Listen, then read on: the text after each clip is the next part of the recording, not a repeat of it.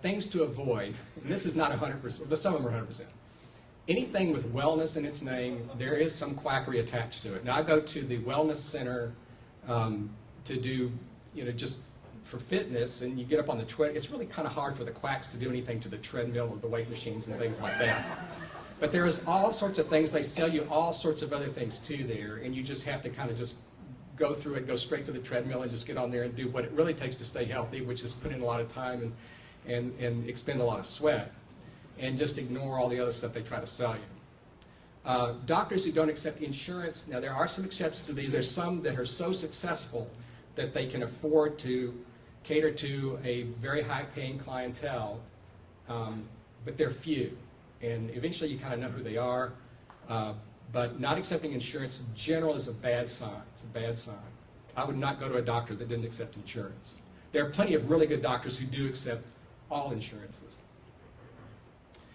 A doctor who's not on the active staff of a local hospital, again, it's not 100%, but if a doctor is not active in a hospital, an approved hospital, usually, and most of them in this area, they're all approved by the Joint Commission. There's essentially no checks or balance or control over a doctor who's not in a hospital. They can pretty much do anything in their office, with a few exceptions. For instance, one of the biggest things that hampers doctors' office operations is not anything to do with your health, but with the employee's health. So drawing blood into a doctor's office is a huge problem. It's subject to an enormous amount of federal regulation, and a lot of doctors just don't do it anymore. So instead of drawing blood to do legitimate lab tests, the quack labs have sold them a bunch of tests that could be done on saliva, which have no test of concentrations of anything in saliva has no meaning. So that's another thing to look for. If somebody's trying to sell you a salivary test, it's completely bogus. I mean, the analysis may be accurate, but the clinical meaning of it has never been defined, if there's any at all. The Huffington Post, I hate to say it, I tend to be kind of left-leaning myself, so I kind of like the Huffington Post political stuff, and I'm enough of a guilty pleasure type to enjoy the entertainment section too, like what Lindsay Lohan's been doing and that sort of thing. So I enjoy a lot of the Huffington Post. The health section, which is under the living part, is awful. It's just atrocious. And I don't know why that is, but 90%, occasionally they do have a good article by a legitimate doctor, but 90% of it is completely bogus.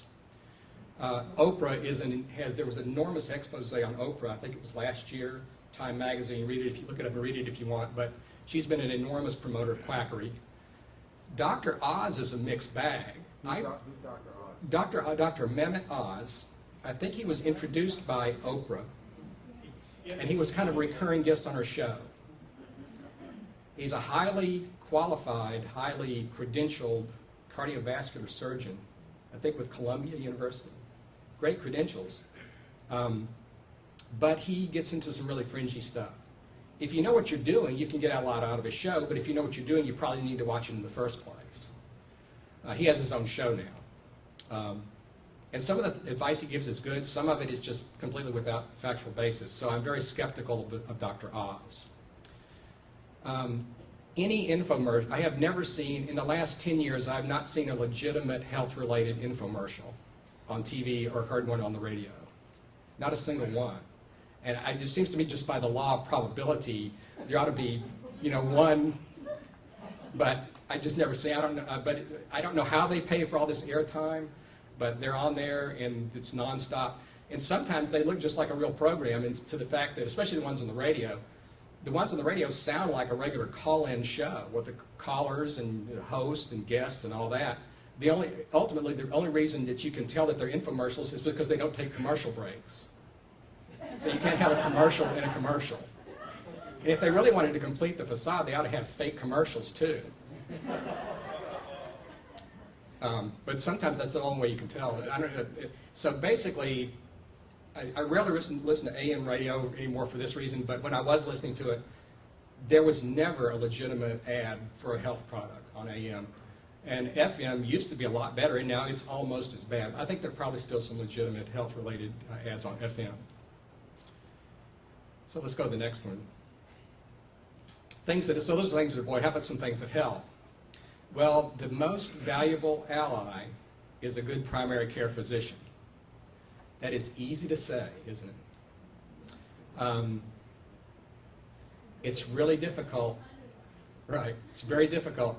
For one thing, the ones that are really good, usually their practices are already full. You can go to one that's just out of training. I can tell you that I think physicians probably, their training extends for another 10 years after they finish residency. It certainly did for me. I think I got out of training when I was 29, and I think by the time I was 40, I felt really comfortable doing what I was doing. So my general thing is, physicians between 40 and 55, if you go into the ones that are my age, they're going to retire while you're still, when you're just getting ready to need them. So, a physician, 40, that's in an ideal situation. But the thing is, good luck even finding one at any age that you really like. There's some great physicians out there. It's just knowing their strengths and weaknesses. It's just almost impossible. Almost all the public data available about physicians is misleading. The ones that get sued a lot, often it's because they accept cases that are so difficult that others won't take them. And they maybe have a higher incidence of bad outcomes. So you really can't go by that. This is very difficult. I used to give people, if somebody was willing to come to my neck of the woods, which is Fort Bend County, I would feel comfortable giving people recommendations for a primary care physician until I got feedback and said, you sent me to so-and-so and he was awful. And a lot of times they're looking for something different than I'm looking for. So I'm looking for, I know what their technical proficiency is and their cognitive ability is, but I don't know about how well they run their office. If you've got a doctor that's really smart, make a good diagnosis. If his office staff is really terrible and you can't talk to him and you have problems with appointments and communication and stuff,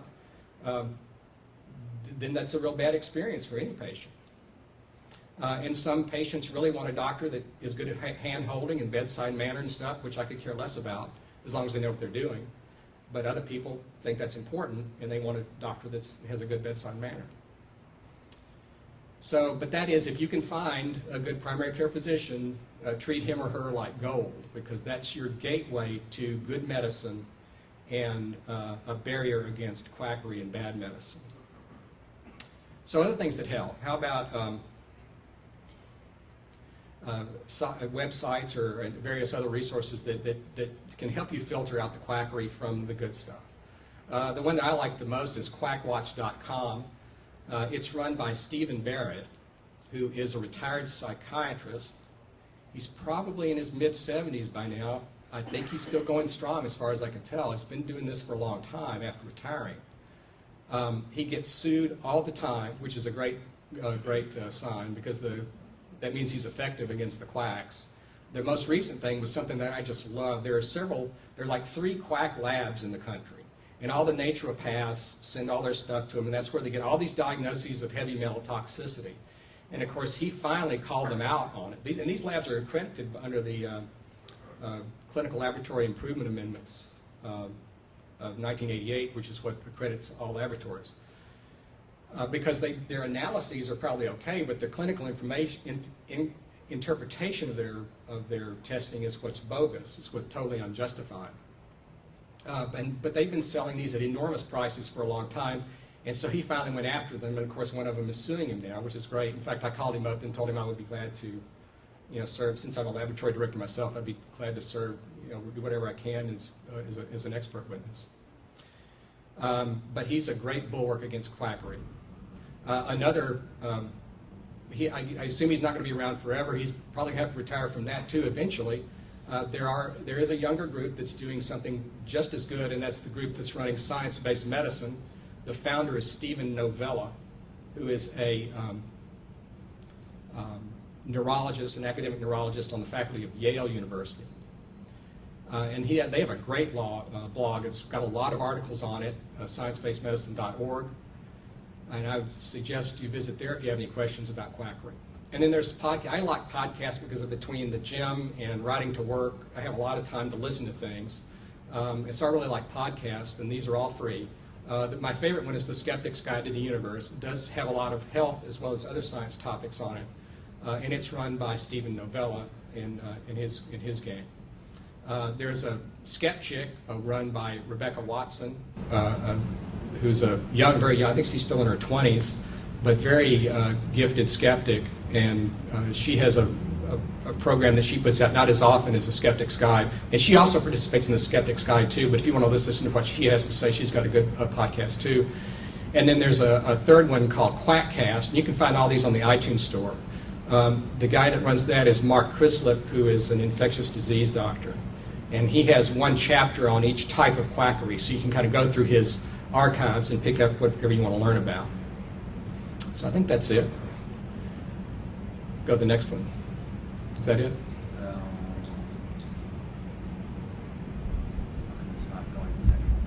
Okay. So anyway, so that's it. Again, beware the false dichotomy, because they will always throw that at you. They'll say, well, yeah, we don't have, ours isn't approved by the FDA, but look at all the horrible things the FDA has done. Look at all the horrible things that they've approved that make people sick. And that's true, but the way I look at that is, you know, if so many things can get by the FDA, when the FDA is looking out for you, what about the things that don't even have to go to the FDA? I mean, there's no filter on those. At least the FDA approval is some filter. It's not a perfect filter, but it is some filter. But things that are marketed under DSHA 94. That's your last slide, sorry. Oh, okay, thank you. There's no filter on those. So finally, why quackery isn't going anywhere, unlike conventional medicine, it's still available on the free market, and it's at a market-based cost, and that's something that we could learn from them. They know how to treat people right. Quacks typically have real people answering the phone, not some ridiculous phone tree, like if you call your doctor, you get some, you know, ridiculous recorded message that goes on forever. Quacks will always have somebody answering the phone. They know how to treat people. They take lessons from the retail market. And since they don't deal with insurance, their costs, your costs, and their prices float on the free market, and they compete. And you can compare costs. And that's a lot that we can learn from that. So people can afford to go to quacks because they don't have these ridiculous padded bills like you get from us, which is based on a system that's so corrupt that I'll just have to spend multiple lectures on that. And then again, of course, they make them in bedside manner what they lack in their cognitive proficiency. Another thing is that doctors are human beings too, and even the legitimate ones will respond to economic stresses. Doctors' reimbursements keep going down for a given procedure, keeps going down, down, down. The doctor's cost keeps going up, up, up. Eventually something has to give. And sometimes doctors will move into areas that are of questionable value, such as bioidentical hormones, which we talked about last time. And they might otherwise be very good doctors. Another problem is the problem of the consumer. We do have science education in this country. You can say whether it's good or bad, but I think we can all agree that at most levels, at least until you get into the collegiate level, and typically the science major level, even in college, that science education stresses memorization and deductive problem solving. It doesn't really stress the observational and critical thinking aspect of scientific inquiry. Science can be kind of dull and boring and plodding, and we don't want to subject kids to that because it will turn a lot of them off. So we present it as whiz-bang facts. We give them some nice, clean problems that they can solve in the few labs that they have. But ultimately, they never get any exposure to what real science is like, what real inductive reasoning is like. And so they think they understand things, and one of the things that quacks can do very well is explain things in a very scientific, technical manner, and it really does sound legitimate. There are no vague references to original sin or things like that we've never been able to understand. You can understand anything a quack tells you. It's very clear and laid out. It's just they skip the part about testing their hypothesis, and that's where they go wrong, and we don't call them on it. So with that, I think that's it. Thank you very much.